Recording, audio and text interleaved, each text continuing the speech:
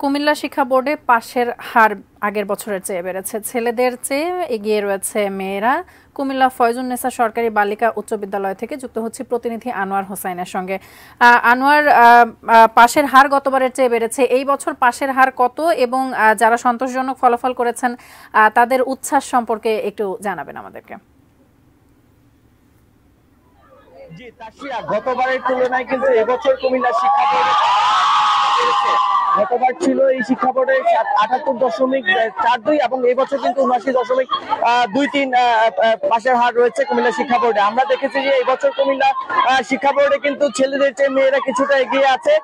আজকে যে প্রতিষ্ঠানটিতে এই মুহূর্তে আমি আছি, কুমিল্লা ফয়জুন্নেসা সরকারি বালিকা উচ্চ বিদ্যালয়, এই শিক্ষা প্রতিষ্ঠানে কিন্তু শতভাগ পাশ হচ্ছে, এরকম শতভাগ পাশ হচ্ছে ৯৮টি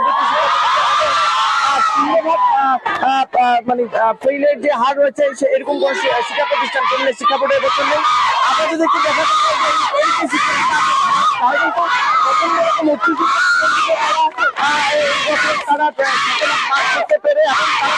তাদের যে আগামী দিনের যে কর্মপরিকল্পনা, তাদের যে রয়েছে অত্যন্ত সন্তোষজনক এবং তারা খুশি এই রেজাল্ট করতে পেরে। তারা তাদের এই যে পাশের শতভাগ